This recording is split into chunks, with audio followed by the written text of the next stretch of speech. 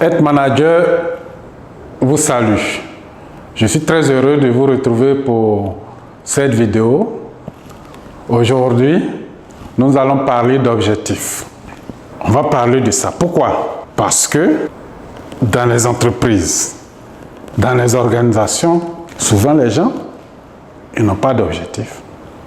Ils ne connaissent pas leurs objectifs. Si dans une organisation, vous fonctionnez sans objectif, ça veut dire que votre management n'est pas de bonne qualité. Pourquoi? Parce que par définition, le management consiste à optimiser les ressources de l'organisation pour réaliser des performances qui sont bonnes. Qui dit performance dit efficacité et efficience. Qui dit efficacité dit objectif. Si vous n'avez pas d'objectif, si vous travaillez sans objectif, on ne peut pas évaluer les performances. Donc, les pratiques en matière de management dans votre organisation ne sont pas de bonne qualité. Tout manager, tout dirigeant doit être préoccupé par cette notion d'objectif. Alors, qu'est-ce qu'un objectif? Un objectif, c'est le résultat d'un acte de volonté et d'une prévision. Voilà ce qu'on appelle un objectif. Le résultat d'un acte de volonté et d'une prévision. L'objectif, ce n'est pas la prévision. C'est un acte de volonté, mais qui doit se baser, qui doit tenir compte des prévisions. Alors, regardons ensemble ce schéma.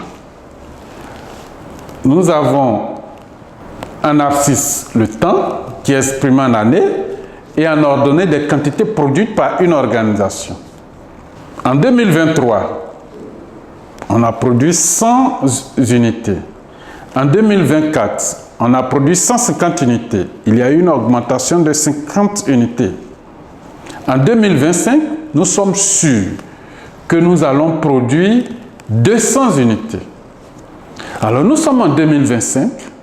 On se rend compte que depuis 2023, chaque année, il y a une augmentation de 50 unités au niveau de la production. Nous sommes en 2025, on est sûr qu'on va produire 200 unités. On veut fixer un objectif de production en 2026. En principe, en 2026, la prévision par l'objectif, c'est 250 unités. La prévision 2026 est de 250 unités. Mais si on décide, on se dit que chaque année on fait 50-50, on veut une rupture. On se dit en 2026, pourquoi ne pas faire 350 unités au lieu de 250? Alors, et on décide qu'en 2026, nous allons faire 350 unités. On va produire 350 unités. Alors, les 350 unités, c'est un objectif. On vient de fixer un objectif de production pour 2026. 350. Et lorsqu'on fixe un objectif, il y a un écart entre l'objectif et la prévision. Quand cet écart, si l'objectif est un objectif stratégique, on parle d'écart stratégique ou gap stratégique. Si l'objectif est un objectif opérationnel, on parle d'écart opérationnel. Donc, lorsqu'on fixe un objectif, pour combler cet écart, il faut mobiliser de nouveaux moyens. La prévision, c'est une extrapolation du passé. Si la tendance continue, on va faire 250. 50 unités de plus. Alors, il y a deux types d'objectifs. Il y a les objectifs stratégiques et les objectifs opérationnels.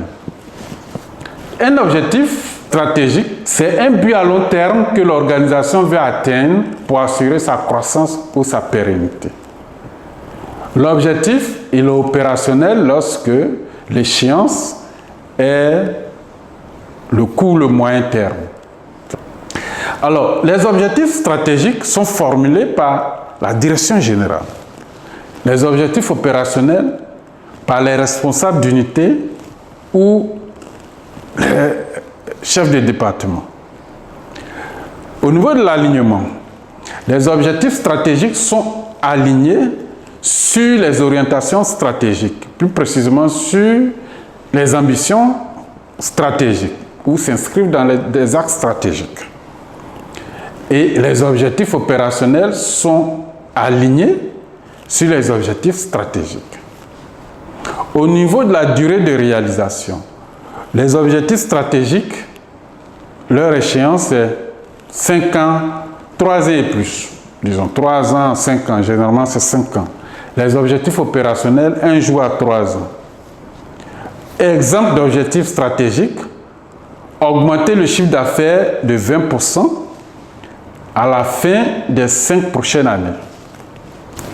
Alors, exemple d'objectifs opérationnels, augmenter le taux de conversion des prospects de 10% d'ici la fin de l'année, ou améliorer le délai de livraison de 20% au premier semestre. Les caractéristiques d'un bon objectif. Un objectif doit être SMART. Le S de SMART, c'est spécifique ou simple.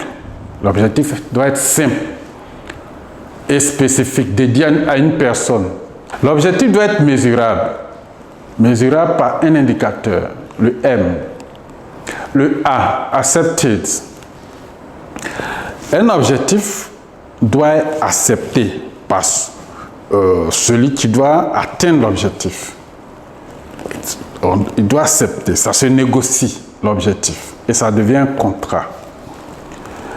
Réalistique. Un objectif doit être réalisable.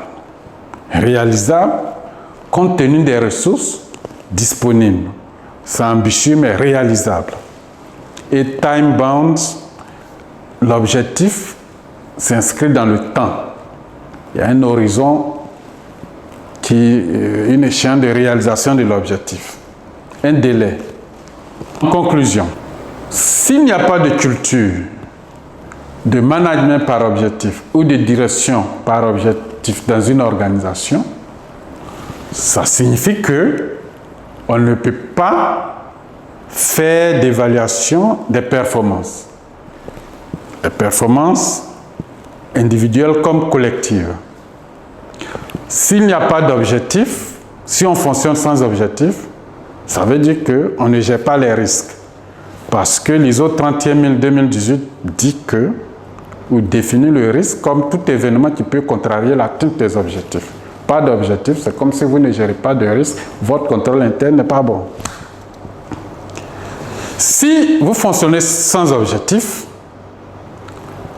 ça veut dire que pour faire un diagnostic, on ne peut pas faire un diagnostic de qualité de votre organisation.